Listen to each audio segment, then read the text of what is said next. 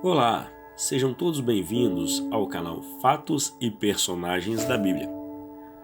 Hoje nós falaremos um pouco da história de Neemias, que ficou conhecido por ter liderado a reconstrução dos muros de Jerusalém. E falaremos também um pouco de sua trajetória para que esse objetivo fosse alcançado. Neemias, que significa o Senhor consolou, nasceu durante o período do cativeiro babilônico. A Bíblia não relata exatamente onde, mas tudo indica que ele tenha nascido na própria Babilônia, onde ele trabalhava como copeiro do rei, durante o reinado do rei Artaxerxes. O copeiro era uma função muito importante e de grande responsabilidade, pois ele tinha, além da função de servir o rei, também garantir que o rei não fosse envenenado, o que fazia com que ele tivesse muita proximidade com o rei. A história de Neemias se passa no momento em que os primeiros grupos de judeus retornaram a Jerusalém, autorizados pelo rei Ciro, que antecedeu o rei Artaxerxes, após cerca de 70 anos de exílio, se cumprindo assim o que foi dito através do profeta Jeremias, registrado no livro de Jeremias, capítulo 25, versículo 11, que diz: "Toda esta terra se tornará uma ruína desolada, e essas nações estarão sujeitas ao rei da Babilônia durante 70 anos." Neemias não foi o primeiro a chegar em Jerusalém após o decreto de Ciro, rei da Pérsia, que permitiu o retorno dos exilados. O primeiro grupo foi liderado por Zorobabel, entre os anos 538 a 537 a.C., aproximadamente. E logo após o retorno, Zorobabel liderou a reconstrução do templo, e assim se cumpriu a profecia descrita em Zacarias, capítulo 4, versículo 9, que diz: "As mãos de Zorobabel têm lançado os alicerces desta casa, também as suas mãos a acabarão, para que saibais que o Senhor, Deus dos exércitos, me enviou a vós." Do segundo grupo veio Esdras, no ano de 457 a.C. aproximadamente, sendo Esdras um escriba e sacerdote e que teve grande importância em tentar fazer o povo voltar a seguir os mandamentos que Deus havia instituído para eles e tirar a idolatria do meio do povo, especialmente pelo fato de muitos judeus terem se casado com mulheres pagãs, o que estava levando o povo à idolatria e a deixar o costume dos seus antepassados. Foi durante esse tempo que Neemias, enquanto exercia suas funções no palácio de Suzã, recebeu notícias de que Jerusalém ainda estava em ruínas e que seus muros continuavam derrubados, o que fez com que ele se entristecesse muito e passasse a orar e jejuar pelo seu povo.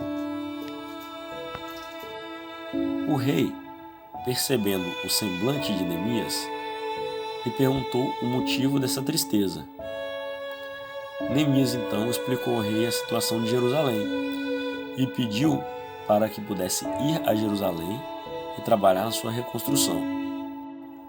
O rei, além de permitir a sua ida, ainda que por um período determinado, forneceu suprimentos e cartas autorizando ele a passar por outras províncias.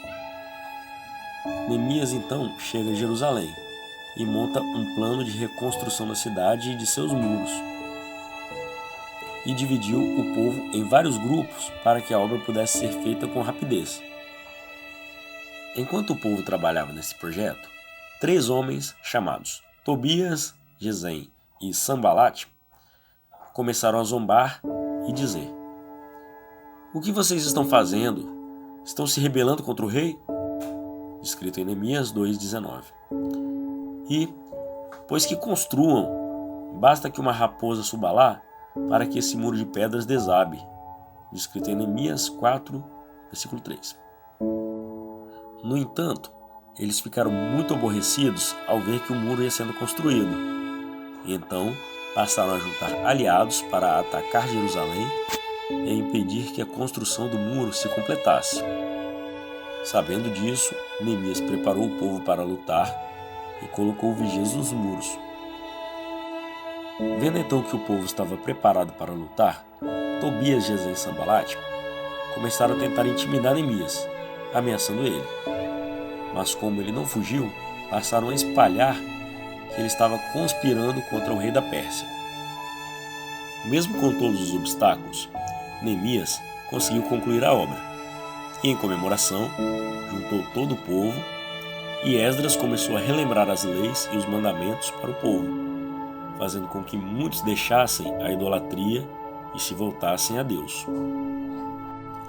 Neemias ficou em Jerusalém por cerca de 12 anos e depois disso retornou a Suzã, conforme havia combinado com o rei.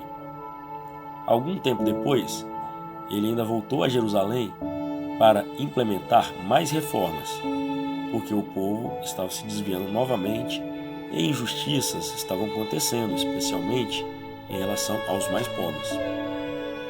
Tanto Neemias quanto Zorobabel, Esdras, Ageu e Zacarias foram usados por Deus para profetizar e liderar a reedificação do templo e do culto, além de reconstruir os muros.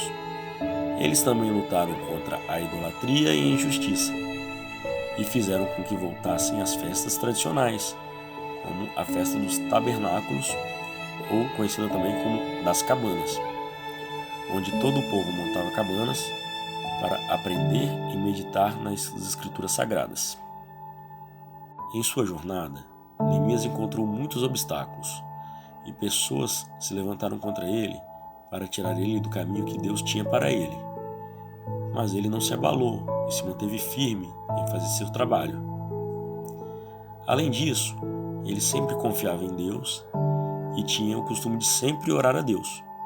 No livro de Neemias, podemos encontrar pelo menos 8 vezes em que ele orou. A oração fazia parte da vida de Neemias e também precisa fazer parte da nossa, se assim quisermos alcançar as bênçãos de Deus e vencer aqueles que querem nos tirar a paz ou nos desviar do caminho dele. Bem, assim terminamos esse pequeno relato da vida e da jornada de Neemias. Espero que tenham gostado do vídeo. E se você gostou, dê um like e compartilhe para que mais pessoas possam ter acesso ao nosso conteúdo. Fiquem com Deus e até o próximo vídeo.